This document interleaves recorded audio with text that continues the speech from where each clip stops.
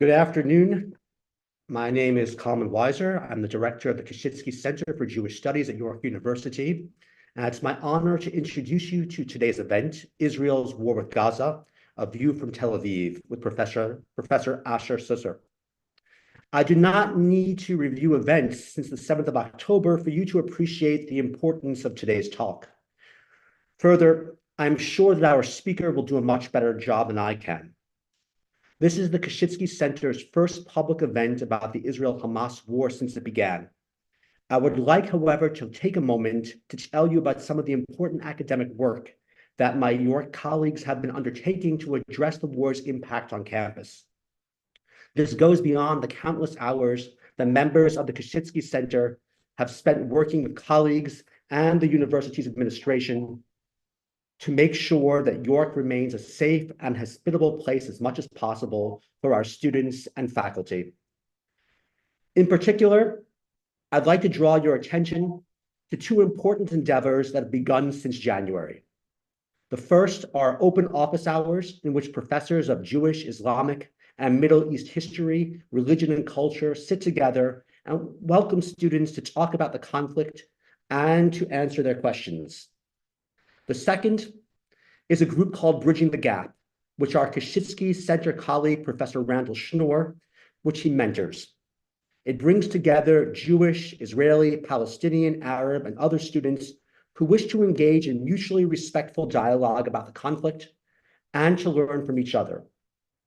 I draw your attention to these inspiring efforts to promote civil discourse on campus because they are far too easily overlooked in these times of fast-moving campus conflicts and controversies. I'd also like to express my profound gratitude to colleagues in the Religious Studies Department and the Religious Studies program and the History Department for undertaking these initiatives in such difficult times. It takes not a small amount of courage to do so. Now, I'd like to introduce today's esteemed speaker.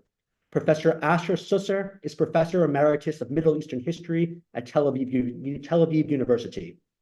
He was the director of the Moshe Dayan Center for Middle Eastern Studies at Tel Aviv University for 12 years and taught for over 35 years in that university's Department of Middle Eastern History.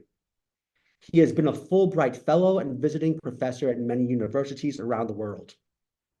He has recently completed a new book titled Jordan, Palestine, and the Politics of Collective Identity, a History. His earlier publications include The Emergence of the Modern Middle East, Israel, Jordan, and Palestine, the Two-State Imperative, Jordan, Case Study of a Pivotal State, a political biography of Jordan's Prime Minister, Wasfi al-Tali, and The Rise of Hamas in Palestine and the Crisis of Secularism in the Arab World. His online course, The Emergence of the Modern Middle East, has been taken by over 120,000 students in more than 160 countries.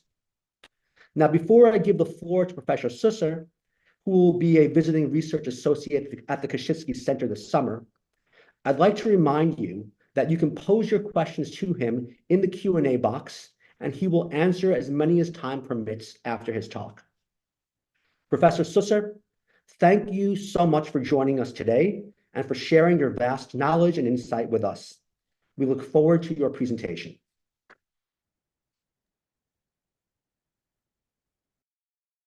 Well, thank you very much for your very kind introduction.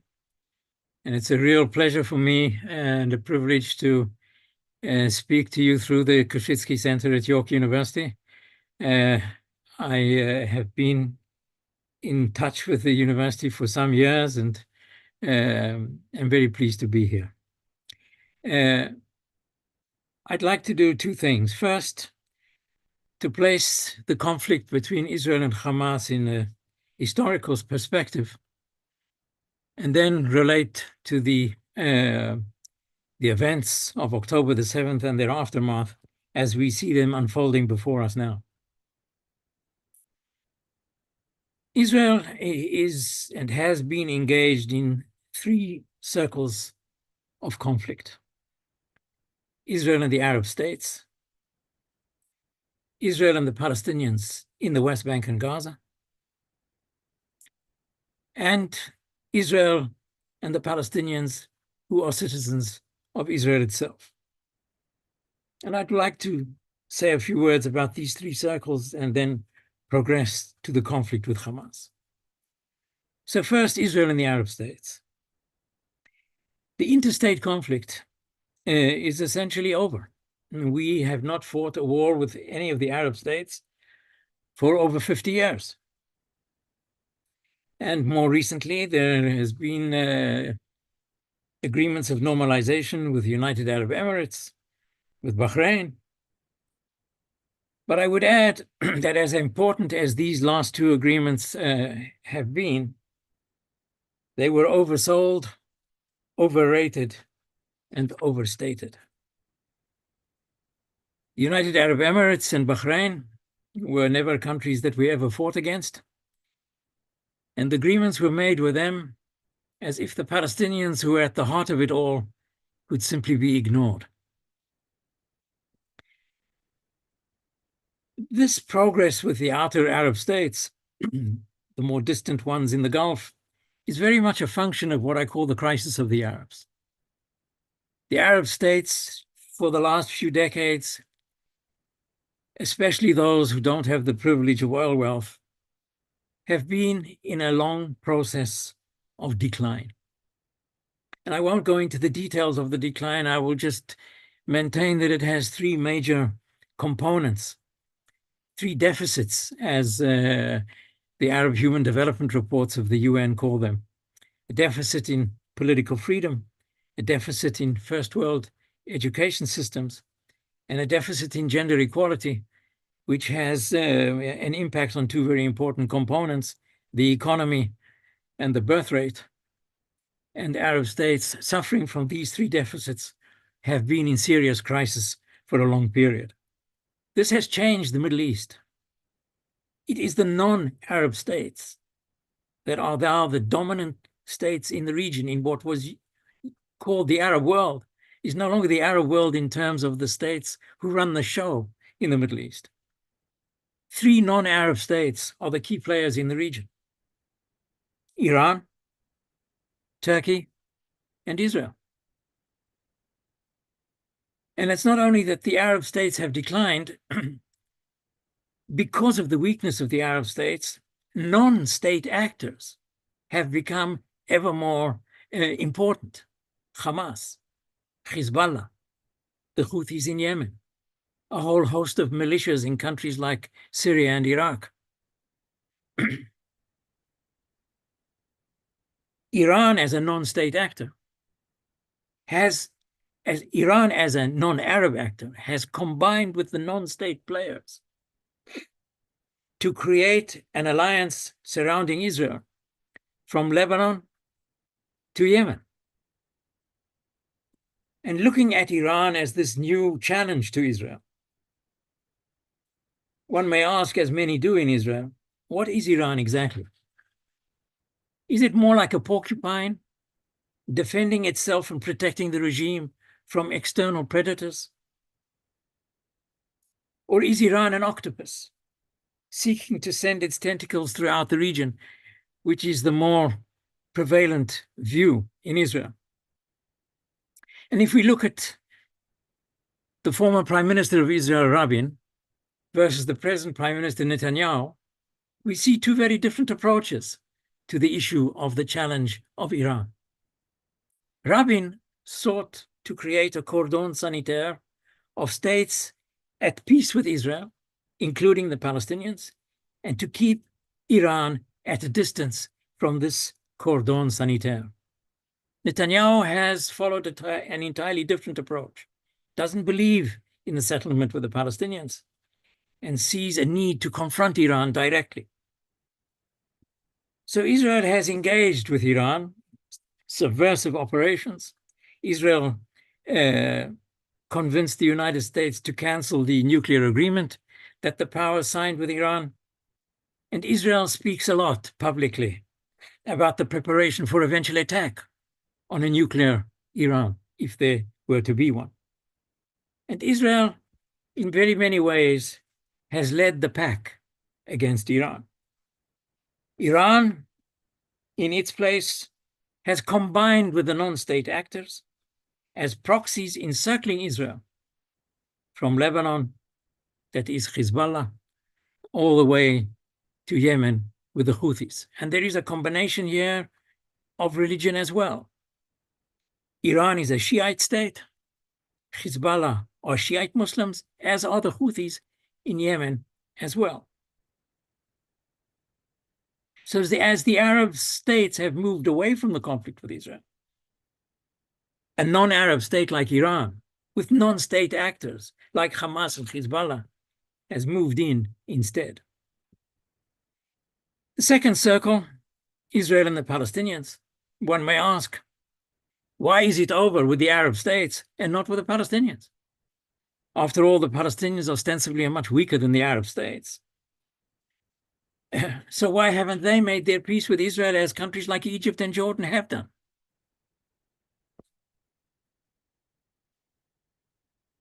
The Palestinians are here next door, and there is nothing Israel can do about that. And the Palestinian conflict with Israel is different to that of the conflict with the Arab states. In the conflict with the Arab states, Israel had one set of issues. I could call it the 1967 file. The territories that Israel occupied in 1967, if we returned them, we could have peace with Egypt, with Jordan. We nearly had peace with Syria on such a basis too. But with the Palestinians, there are two critical files, and 1967 is not the most important one. With the Palestinians, the important file is the 1948 file. And in the 1948 file, there are two parts that Israel has no proper answer for. The one is the right of return of the refugees, and the other is the definition of Israel as the nation state of the Jewish people, where 20% of the population are Palestinian Arabs and not Jews. So the 1948 file doesn't speak about the occupied territories. The 1948 file relates to Israel's existence as the nation state of the Jewish people. And therefore, the solution to the Palestinian dimension is considerably more difficult than that of the interstate dimension. We have a political narrative and the Palestinians have theirs, and the two are miles and miles apart. Essentially, the gap between them is unbridgeable. From our point of view, the whole project of Israel, the creation of the nation state of the Jewish people, is an act of self-defense and historical justice for the downtrodden of the earth. So in our concept, the creation of Israel is the epitome of historical justice. From the Palestinian point of view, it's not just slightly different. It is entirely opposed to the Jewish narrative. From the Palestinian point of view, Israel is not the epitome of justice, but the epitome of injustice, not self-defense, but aggression. What makes a Palestinian Palestinian? What makes a Palestinian different from a Jordanian or a Syrian or a Lebanese or an Egyptian, who are also Arabs and Muslims? What makes Palestinians Palestinian is the historical memory where 1948 and the defeat of 1948, the injustice and the dispossession as they see it, is the essence of their collective identity. The backbone of their collective identity, what makes Palestinians Palestinian.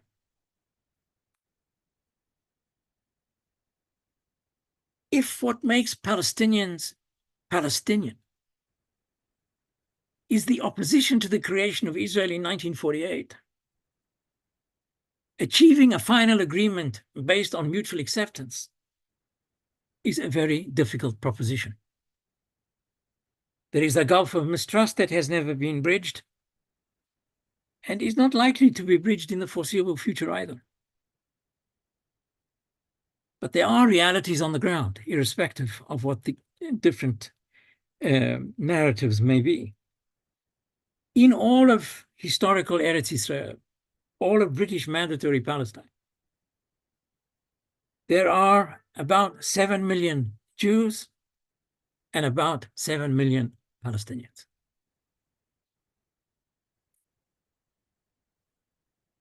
This brings us to discuss two failed assumptions of the Zionist endeavor. The Zionist endeavor had many successful assumptions, but some were less so. The one assumption was, when given the opportunity, the Jews of the diaspora would come to Eretz Israel. Many did, but more didn't.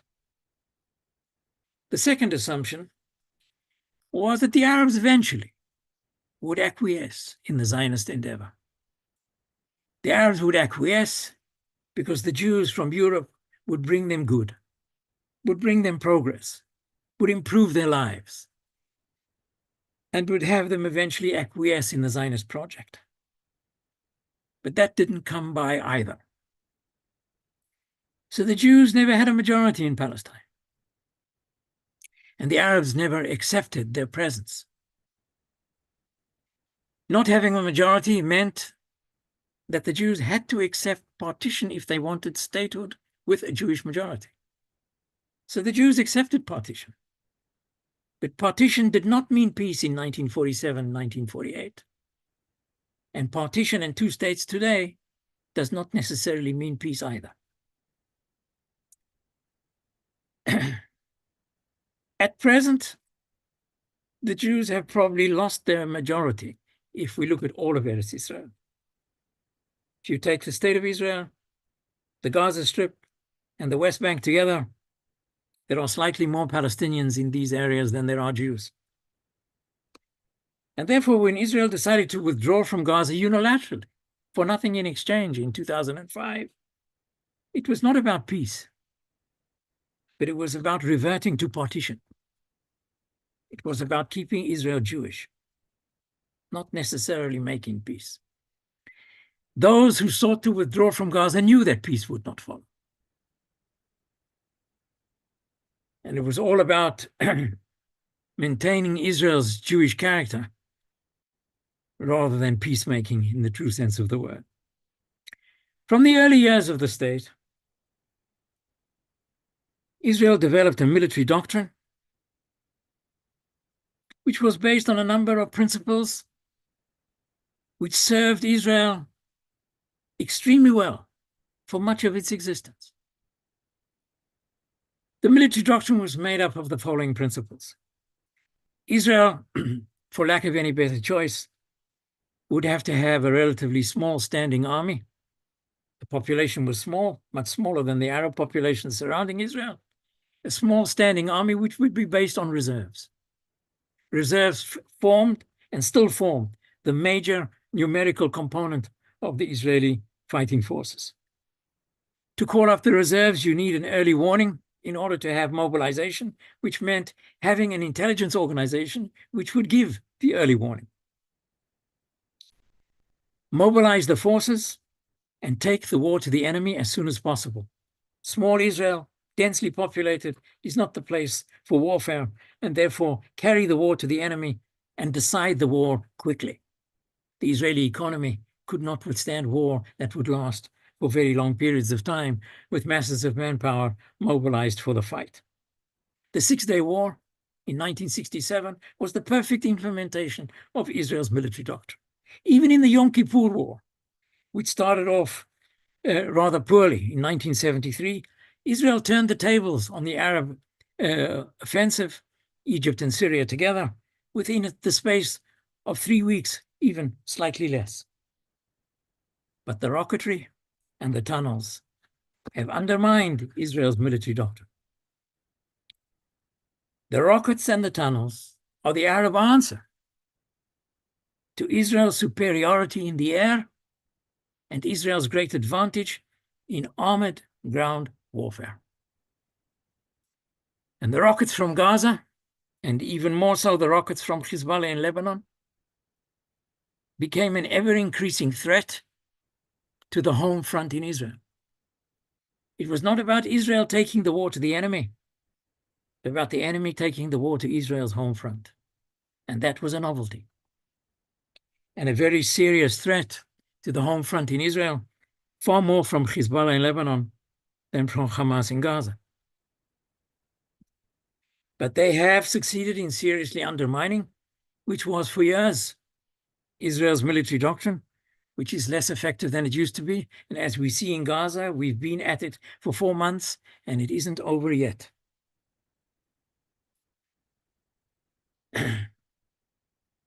Hamas has made some bad choices, turning the Gaza Strip into a launching pad for rockets instead of what might have been something like Singapore. But having made that choice, Hamas has convinced the Israelis to hesitate a great deal to do the same in the West Bank and withdraw from there and have that turned into a launching pad for rockets too. So Oslo failed. And the Oslo process failed not only because of what happened in Gaza, it had failed long before the Israeli decision to withdraw from Gaza unilaterally. So, but why did Oslo fail?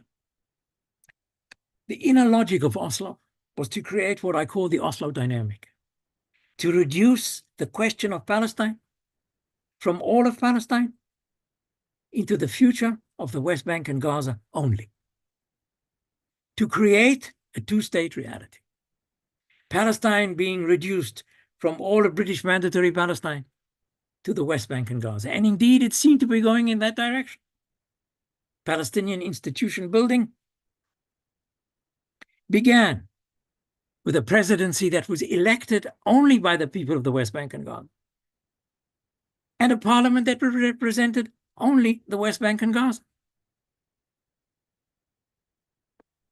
So it did seem as if we were heading towards this two-state reality.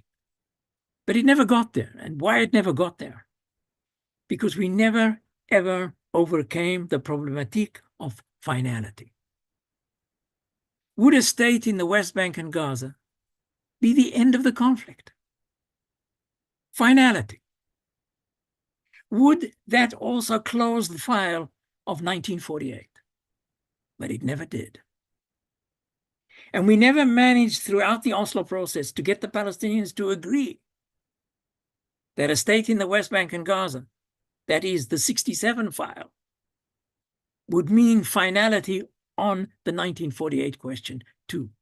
That the question of refugees would be solved in the West Bank and Gaza, not with refugees having to return to Israel. And we never ever got to that point, because the Palestinians never conceded on the 1948 file. So we were left with the status quo. That is a more or less one-state reality in various respects. And one of these respects was that the 1967 border gradually disappeared, which meant the merger of the Palestinians in the West Bank and Gaza with the Palestinian citizens of Israel as all part and parcel of the Palestinian people. One people in what increasingly looked like a quasi-one-state reality. And there are two contradictory trends that have emerged within the Palestinian community in Israel. On the one hand, an increasing desire to share in the state of Israel as Israelis, to integrate as equals. But at the same time, among some more radical members of the community, an increasing sense of alienation towards the Israeli Zionist state.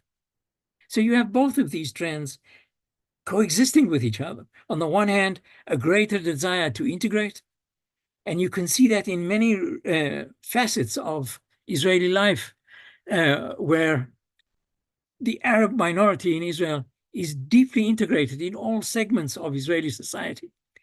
A greater measure of integration, but locked together with a certain measure of national activism on the other hand as well. Tensions between Jews and Arabs in Israel, around the mixed cities like Jaffa and Lod and Haifa, Acre, where there are Jewish and Arab populations living in the same cities, conflicts over properties and residential areas, particularly severe, for example, in Sheikh Jarrah in Jerusalem, where Jews tried to retrieve properties that were owned by Jews before 1948, and in some cases succeeded in doing so, evicting the Arabs who lived in these places since 1948. Now, that would seem legally justifiable, except for the problem that Arabs can't do the reverse. That is, Arabs in Israel cannot retrieve properties that are presently owned by Jews that were owned by Arabs before 1948. So this became a source of internal tension and talk amongst the Arabs in Israel of a second Nakba, a second defeat, a second catastrophe, like 1948. Tensions over Temple Mount, where the Jews could pray there or not pray there. Violence between settlers, Jewish settlers in the West Bank and Palestinians. The talk about normalization with Saudi Arabia without bringing the Palestinian question into discussion with the Saudis. That is, to come to a normalization agreement with the Saudis without providing for a two-state solution or a two-state option. The policy of the Netanyahu government to actually continue to allow for the rule of Hamas in Gaza in order to divide and rule, that is, to have Hamas in control of Gaza, the Palestinian Authority in control of the West Bank, and therefore have no need really to negotiate with the Palestinians over some kind of two-state solution, because Hamas and the Palestinian Authority did not cooperate with each other. Israel, in the year before the war, going through a process of judicial reform, as I'm sure you all know, created a major domestic crisis in Israel. Arab press throughout the Middle East was awash with analyses of Israeli society falling apart at the seams because of the domestic conflict within Israel. Israel looked weak. All of this is the context, the background to the explosion of the 7th of October. Not that Hamas launched its horrific attack to make peace with Israel and on the basis of a two-state solution, obviously not. The idea was to force Israel to negotiate with Hamas on their terms, to coerce Israel to begin to undo itself as Hamas would see fit. The war, of course, was a huge surprise for Israel. Caught Israel completely unprepared. One needn't elaborate on that. But there were a few surprises for Hamas too. First of all, the lack of preparedness on the Israeli side. Hamas did a lot better on the first day of this ruthless attack than they ever imagined in their best of dreams. They overachieved, as I think you would say in America. The result of this overachievement, however, was a ferocious retaliation from Israel that they did not expect. Did not expect the ferocity because they didn't expect to achieve what they did achieve. They did not expect the ferocity because of the impression that Israel was falling apart at the seams. They did not expect the ferocity because of what Hezbollah had been saying about Israel for the last 20 years. That Israeli society was, in its inner fabric, weaker than cobwebs. Nasrallah used to speak, the leader of Hezbollah, Hassan Nasrallah, would speak about Israel as a society of cobwebs. That is internally weak, incapable of maintaining the suffering of war and warfare for any extended period of time. That Israeli society was soft and too flabby. that if Israel chose to attack Hamas on the ground, so Hamas believed with all the tunnel work they had, that Israel's losses would be enormous. And indeed, there was a fear in Israel before the ground operation in Gaza that losses in a ground operation would be far greater than they are in fact. And Israel's losses at the moment, at least up till now, in the ground operation have been much lower than what Hamas expected to inflict upon Israel, and even what the Israelis themselves feared might happen. Hamas has been surprised by other factors too. Their fellow Arabs have responded in a very limited fashion. Hezbollah is showing solidarity, but very controlled, deliberately avoiding an all-out confrontation with Israel. Israel is avoiding an all-out confrontation with Hezbollah. And Hezbollah and Israel could inflict, either on the other, much greater damage than they have done until now. And they are both avoiding all-out war, which would be quite horrific for both parties. And Hamas, therefore, is very disappointed with the limited Hezbollah response.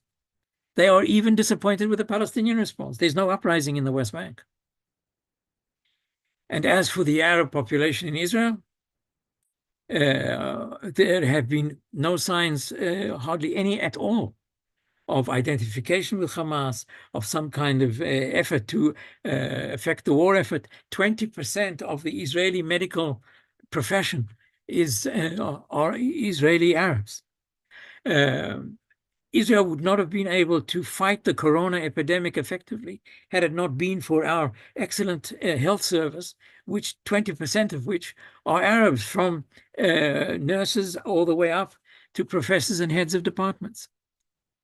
I have not heard of one instance of one Arab medical professional refusing to treat an Israeli soldier coming in from Gaza. There is a much greater identification of the Arab population in Israel with the state of Israel in this conflict than anyone would have expected. So these were all bad surprises for Hamas. There have been some surprises for Israel too, particularly the extensive network of tunnels that Israel was not aware of. Israel has had numerous intelligence failures in the lead up to this war. And one of them was not the knowledge that there were tunnels, that Israel knew all along, but the extent of it, the sophistication of it, the huge expense that had gone into the building of these tunnels over the last 15 years or so. This has made the war far more difficult to conduct. The very fact that the whole civilian infrastructure of Gaza is part and parcel of the Hamas military machine, and thus the duration of the war. 4 months, and we're not over yet. And the question does arise, although it may seem obvious, I'm not sure that it is as obvious as it should be. What is the war about? I've heard it in discussions with people in various places, including in Canada, that revenge is not a strategy. But this war is not about revenge. This is not a war about revenge. The attack on the 7th of October was indeed a horrific blow to our self-esteem and to our sense of security. One could even say the undermining of Israel's raison d'etre as a safe haven for the Jews. This is the pogrom of all pogroms, excluding the Shoah. For decades, we spoke of the horrors of the pogrom in Kishinev in 1903.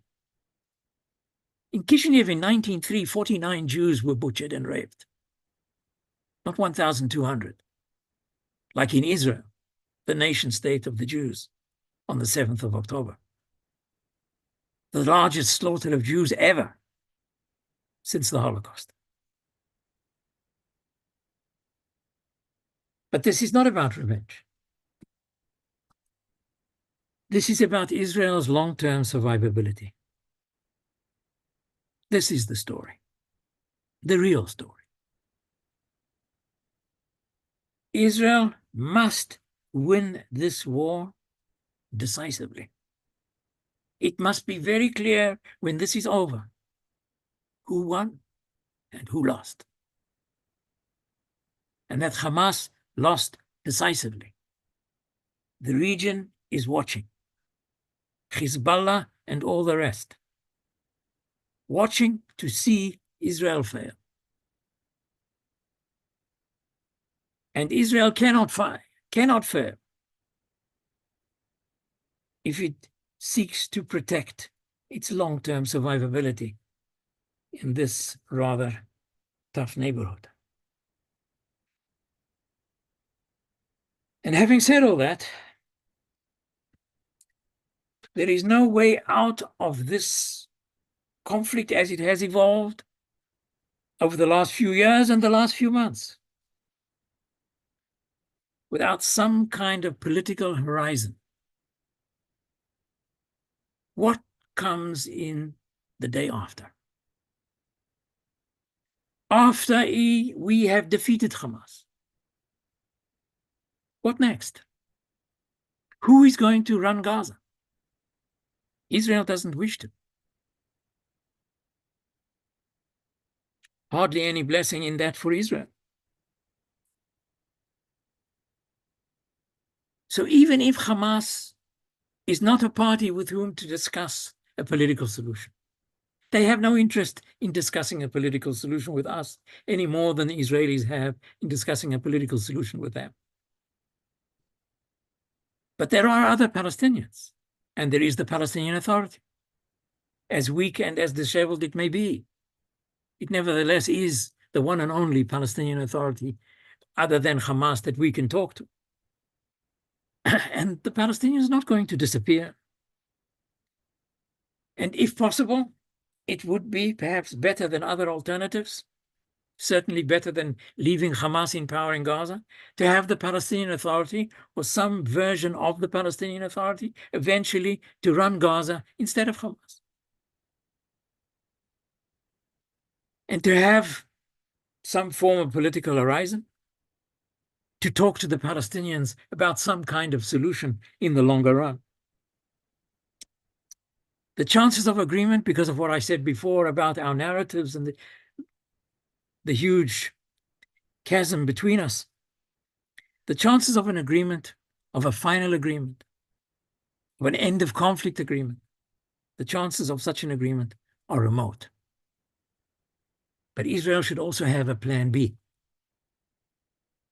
And the plan B must be some rethinking of the way in which we control the West Bank, the way in which we will control the West Bank security-wise, the way in which Israel will influence the control of security in the Gaza Strip when this war is over, rethinking the way we run Arab Jerusalem. The Arab residents of Jerusalem for 57 years have been residents of Israel, but not citizens. How long can that go on for? Rethinking the situation of the Palestinian citizens of Israel, their integration in Israel as equals, their full integration as equals.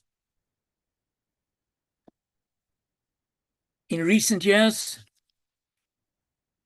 in 2018, Israel passed a nationalism law which defined Israel as the nation state of the Jewish people, but did not express, as in the Declaration of Independence, Israel does express, the equality for all its citizens before the law. The new nationalism law does not do so, and therefore leaves the Arabs, including people like the Druze or the Bedouin who fight for Israel and die for Israel, without the specific qualification in this law that they, as Jews, are equal before the law. Hanging on to it all, suppressing millions of people in the West Bank and Arab Jerusalem, fighting Gaza every few years, entering into some kind of tension or violent conflict with the Arab citizens of Israel. All of these are not a viable option for Israel of the future. The historical objectives of Israel were two: to be the nation state of the Jewish people and to be a legitimate member of the family of nations. If we continue the occupation, we will be neither. We will not be the nation state of the Jewish people, and we will not be a legitimate member of the family of nations. And that today is probably more clear as daylight than it has ever been. There are international ramifications of abandoning the two-state idea. The legitimacy of Israel, from the beginning of the Zionist endeavor, internationally, was always based on partition, always based on sharing. From the Balfour Declaration onwards, the international community never, ever recognized all of Palestine as Jewish. The Balfour Declaration recognized the right of the Jews to establish a national home in Palestine, not to convert all of Palestine into a Jewish home. Then the Partition Resolution of 1947, Resolution 242, and one can go on and on. Israel's legitimacy is dependent on its acceptance of the idea of partition, of sharing. So in many ways, this is a wake-up call for us. We just cannot go on with the indecision of our policy as after 1967. Indecision as an alternative to a long-term strategy. The decision not to decide after 1967 has proven to be awfully wrong. And now we have before us what is being called the Biden doctrine, a political horizon that offers a two-state option. The question is not whether there is one state or two states. Anyone who really thinks today, after the 7th of October, that a one-state solution is a possibility, is entirely detached from reality. It's either some two-state idea or interminable warfare. And this Biden doctrine therefore speaks of a two-state political horizon, some kind of normalization with Saudi Arabia, which includes the two-state idea, to create a regional alliance that will block Iran.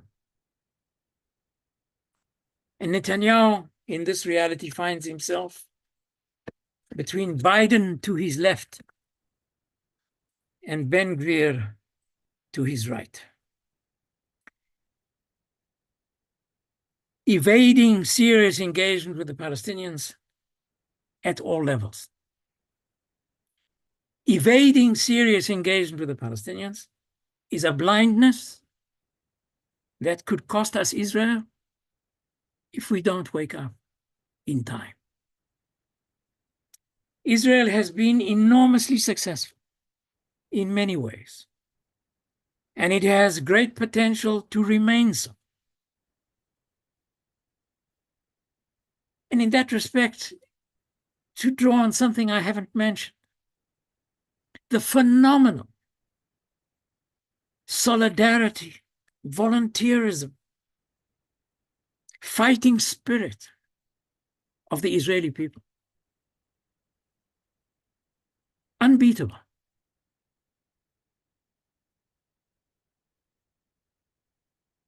And we therefore have been enormously successful in many ways and have great potential to continue to do so. But that requires courageous decisions, coming to terms with reality. Netanyahu's great achievement of maintaining the status quo with the Palestinians was actually a huge and tragic step in the wrong direction. Thank you.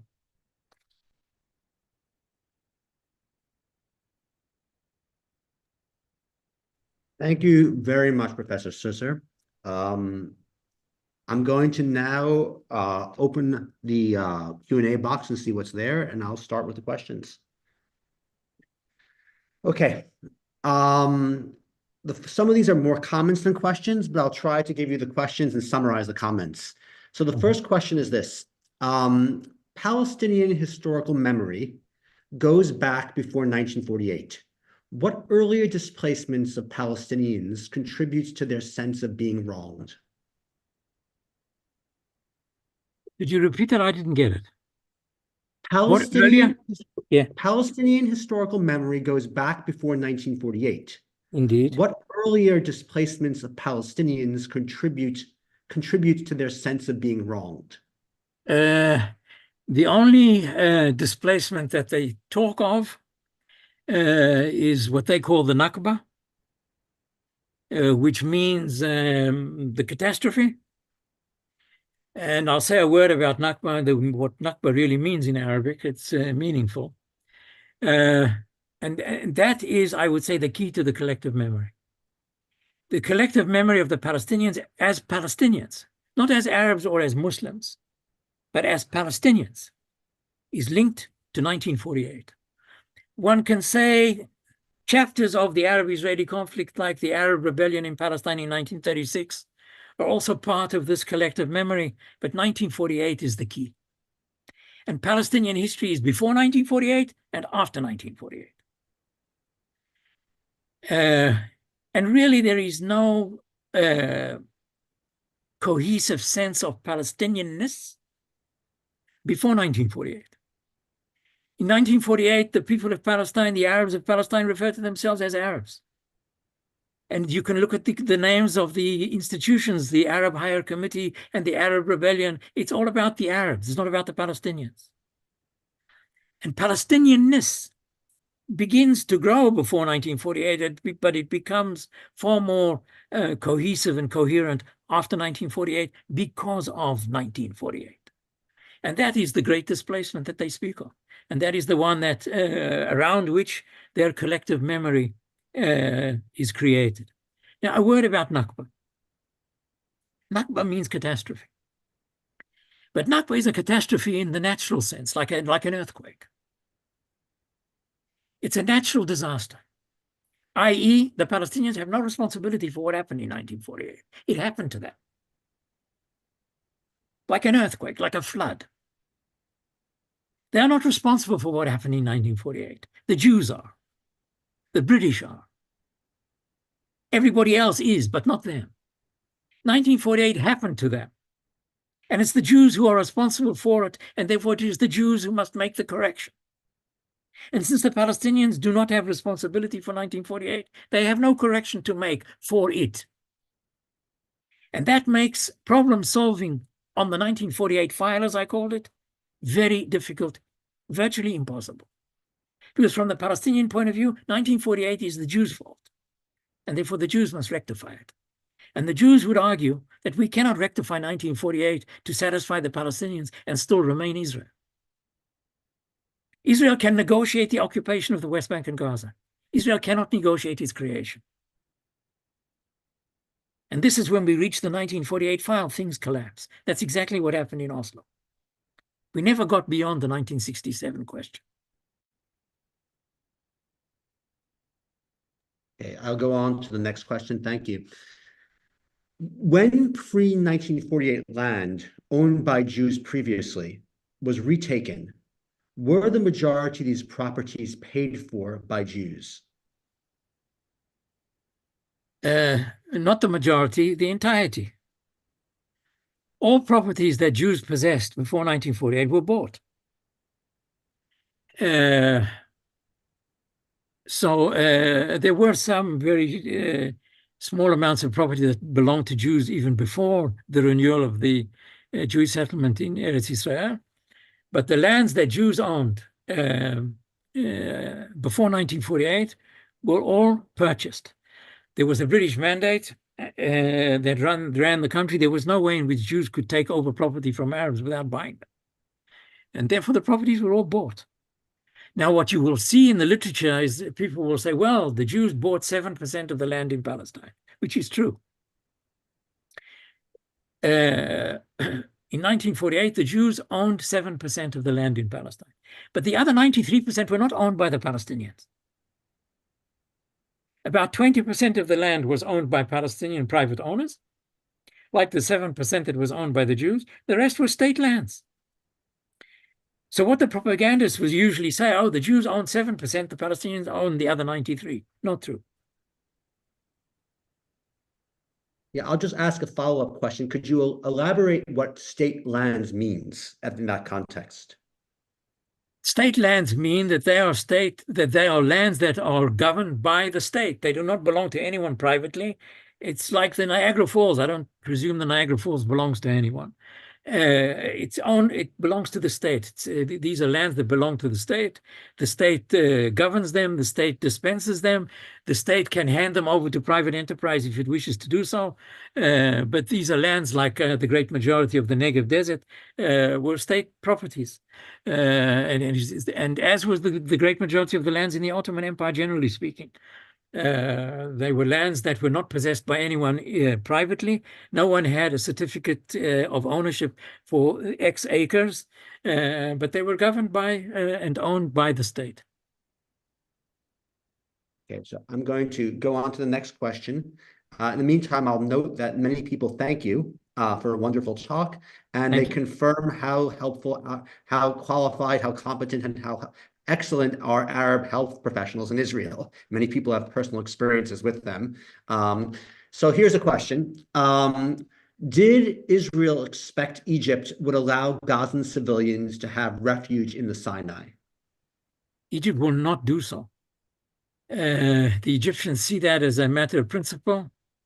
They are not the place where Palestinian refugees have to be settled.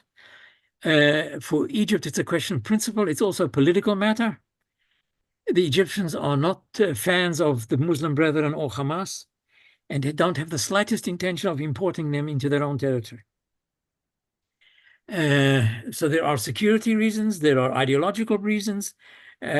Egypt will go to, I would think, almost any end to prevent the forcing of Palestinians from the Gaza Strip into the Sinai Peninsula, even though people may think it's awfully logical because the Sinai Peninsula is this huge empty space. The Egyptians don't agree and would see such a move as a hostile act against them, to the extent that Egypt, in this respect, refers to the peace treaty with Israel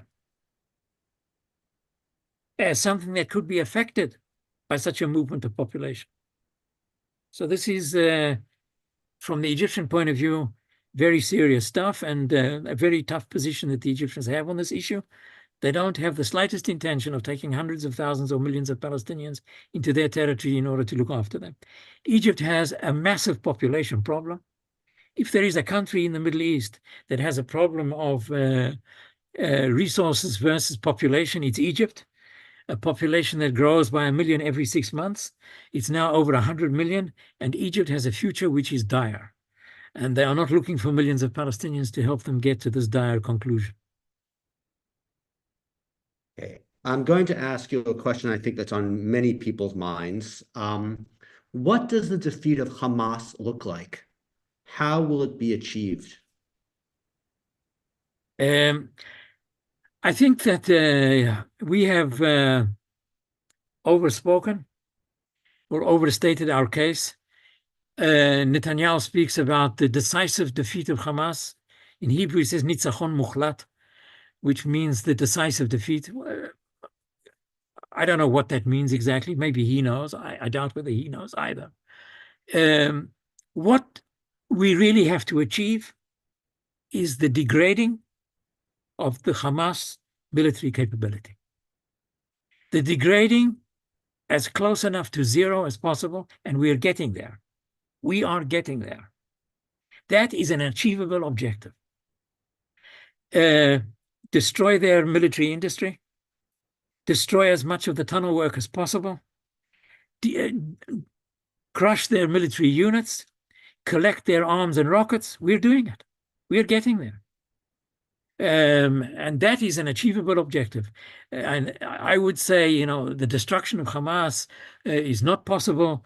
What we do need to achieve is this degrading of their military capability, and we need to create a situation where Hamas will no longer be the government of Gaza. Somebody else must do that, and somebody else must be Palestinian.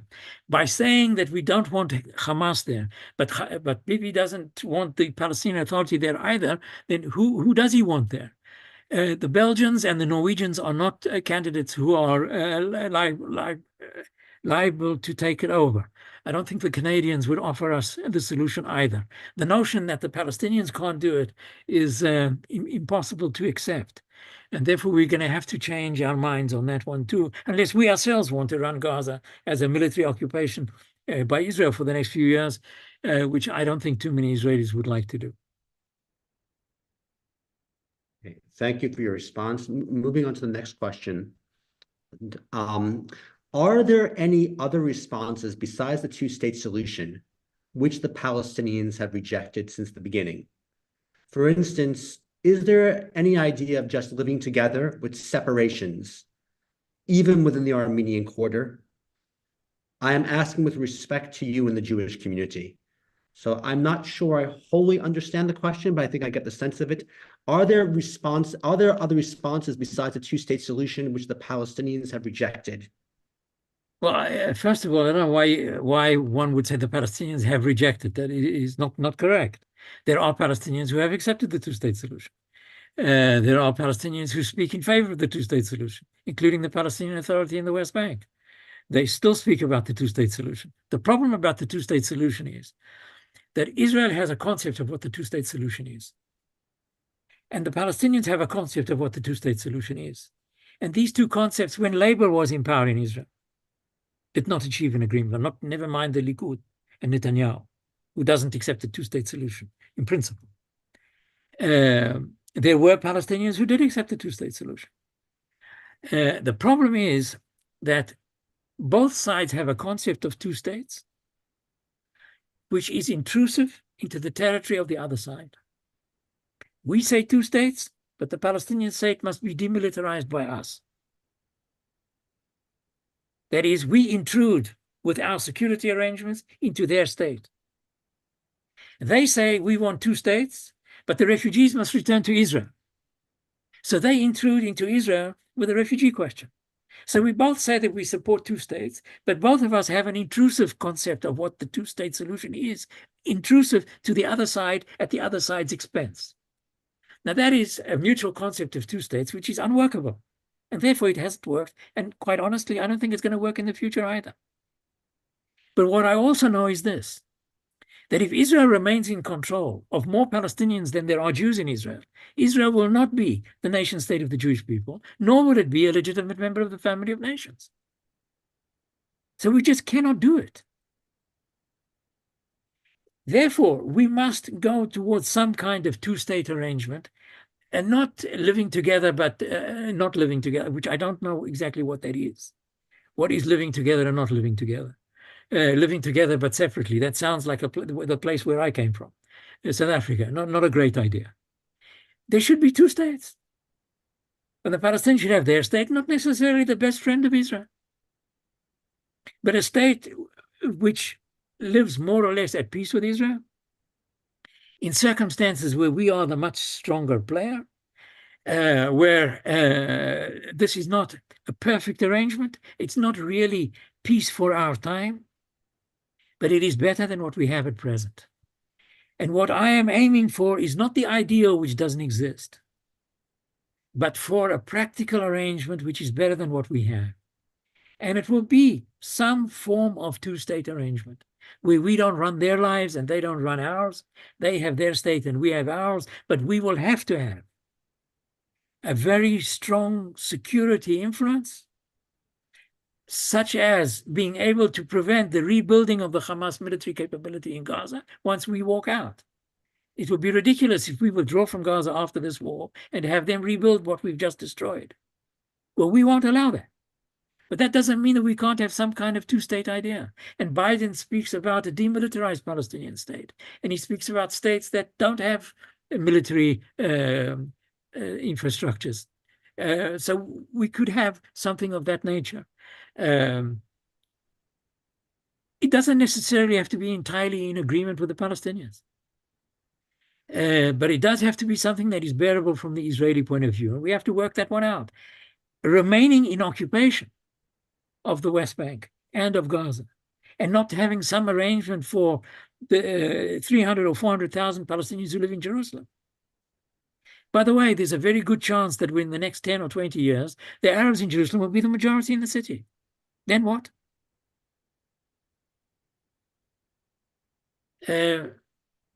We have to look at our real limitations and deal with them. And I mentioned the limitations. Most of the Jewish people, the majority of the Jewish people, do not live in Israel. Israel is the largest Jewish community. In that respect, we have the Zionists, we have succeeded. But there are still more Jews who live outside Israel than live in Israel. We cannot maintain our international legitimacy as the eternal occupiers of millions of Palestinians. And therefore, we have to cut our suit in accordance with the amount of cloth that we have. And we have to make do with the realities as they are. Okay, I'm going to ask the next question, which is directly tied to your response. Some of these questions, many questions that you've addressed in one way or another as you were speaking, so I have to be selective. But this is a question that builds on what you were talking about. It's regarding the Palestinian refugee question. Is there any way to reverse the policy of giving all Palestinians since 1948, no matter where they are in the world, the status of refugees? This seems to me to be an intractable issue. Well, it's not so much the question of the status. There are two countries that gave all the Palestinians in their territory citizenship. That's Israel and Jordan. Now, there are more Palestinian refugees in Jordan than there are anywhere else. And they're all Jordanian citizens. Not likely to go back to Palestine anytime in the future. Neither are most of the Palestinian refugees who live in Lebanon. They're not citizens. But there's almost no Palestinian in Lebanon who has ever seen Palestine in his life. All the Palestinian refugees in Lebanon are people who were born in Lebanon. Israel is going on for 76 years old. Not too many people from 1948 are still around. So the question is not their status. The question is the ideology of return. Now, the ideology of return is not about return. It's not because they really feel a necessity to return to homes that they've never seen ever. It's like my forebears came from Lithuania. I have some desire to go back to Lithuania. Hardly. Return is the undoing of Israel. That's what it's about. It's not about returning. It's about undoing Israel. The whole ideology of return is about from the river to the sea. It's about undoing Israel. It's a genocidal concept. It's not about returning to their former homes which don't exist anymore. And they don't even know, have no memory of these homes that once existed. Return and the refugee question is not their status. It's not UNRWA. It's not any of these matters that are in the formality world. It is the practicality of undoing Israel. That's what it's about. And that's why Israel will not accept any number of refugees that is beyond the symbolic. because the objective of those who speak about the right of return is not about social welfare, it's about the undoing of Israel. And therefore, it doesn't matter if there is UNRWA or the right of return or UN resolutions on return or UN resolutions that cancel the right of return, or that somebody will come up with the idea of abolishing UNRWA. It won't change a thing. As long as the Palestinians seek to undo the state of Israel, which they see as this gross historical injustice. And that's the name of the game, where we and they do not have the common ground for an amicable arrangement. But that doesn't mean that the only game in town is the status quo, which it isn't. It is obviously not. And anybody who still thinks the status quo is the only game in town after the 7th of October, I think is not reading the real world properly. Okay, the next question is related to your previous answer. It's about the question of why have not other countries absorbed Palestinians into their own communities, into their own countries? For exactly the same reason. Jordan did accept them because Jordan was about making peace with Israel. The Jordanians from the beginning didn't want the real war with Israel, and they never really were Israel. We always refer to the Jordanians as the best of our enemies. They are the best of our enemies, until now at least. So Jordan, like Israel, had no interest in the Palestinian national movement, and therefore gave their relevant Palestinian citizenship. The countries that did not want to make peace with Israel and who wanted to undo Israel are precisely those who didn't accept the refugees as citizens. Egypt and Syria and Lebanon and all the rest. It's a question of principle. But in actual fact, as I just said before, the Palestinians in Lebanon would be only too pleased if the Lebanese would give them citizenship and they could remain in Lebanon. What the Palestinian refugees in Lebanon really want is not to return to Palestine. They want citizenship rights in Lebanon. All they know is Lebanon. They don't know anything else. They want citizenship rights in Lebanon and working rights. They want to be able to work and live in Lebanon. That's all they know. But when it comes to negotiations and some Palestinian has to sign on the dotted line that he doesn't demand the right of return, they won't do it. The same way as if we one day decide to withdraw from Hebron and we decide to withdraw from the West Bank for reasons of what I was speaking about before, keeping Israel Jewish and maintaining the state of the Jewish people. No Israeli prime minister will get up and say, I hereby declare that the Jews have no rights in the West Bank. We may withdraw from the West Bank one day and even withdraw from half of Jerusalem. But no one will sign on the dotted line saying that we historically have no rights there. Just the same as the Palestinians will not get up and declare that there's no right of return. And we should wait for the right of return simply to exhaust itself and gradually fade into the books of history. There's no solution that we can offer. So this question relates directly to what you were speaking about, the Jewish character of the state. How is it possible to combine a Jewish state with a modern state with equal rights to all its citizens? Modern states are secular. Well, that's interesting. Have a look at every single Scandinavian state and measure the cross on the flag and which church they belong to, which is inscribed in their immigration laws and in their constitutions. The Queen of England is also the head of the Church of England, or the King of England. The Zionist idea is a secular idea. And I would argue that if Israel seeks to be a Jewish state in the sense that Jews have rights and non-Jews don't, then Israel is not a democracy. And therefore, I am opposed to the nationalism law of 2018. I think we should correct it. The nationalism law in Israel should say exactly what our Declaration of Independence says. That Israel is the nation state of the Jewish people, but all citizens of Israel are equal before the law. And it's absolutely doable, even if Israel describes itself as a Jewish state. Our Jewishness is equal to the Swedishness of the Swedes and the Frenchness of the French. It's not about my Jewishness as a religious person. I am not a religious person. My Jewishness is my ethnic, national, historical identity. And it has, in my mind, is not defined by my religion, but by national identity. My Jewishness is my peoplehood, not my religion. And therefore, Israel is the nation state of the Jewish people. Calling it a Jewish state is a misnomer, a bad translation of Herzl's book. Herzl wrote a book called the Judenstaat. The Judenstaat means the state of the Jews. It doesn't mean Jewish state. In English, it was translated into Jewish state. It's a bad translation because it doesn't really work, the Judenstaat, into English. But it's not about a Jewish state. It's about a state of the Jewish people. And Israel is, as the national law describes it, the nation state of the Jewish people. Medinat ha'la'om shel ha'am ha'yehudi.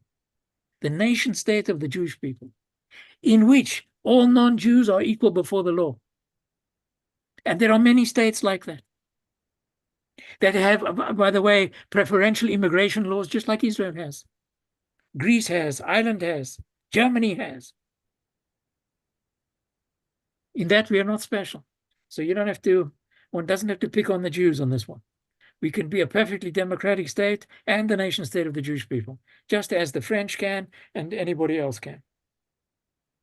It's a question of what we decide to do. Now, if you have, in Israel, as we do have, ultranational religious Jews who do claim that Jewishness means that Arabs are not equal, and who refuse to have the value of equality incorporated into the law, they are really not democratic.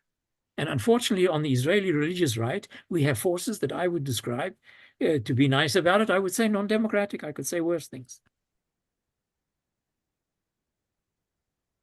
Thank you very much for your answer. I see that we're approaching 1:15, so we are really out of time. We've had a really lively, you've answered many questions in a very lively way, and I thank you. I thank you for the entire presentation. The comments are extremely positive. People are very appreciative of what you've offered today. I do apologize if we did not get to anyone's questions, but I advise you to read the professor's books and to listen to other lectures that he'll be holding. So thank you very much, Professor Susser. This has really been a wonderful opportunity to learn from you today. Thank you very much indeed. Thank you. Thank you very much.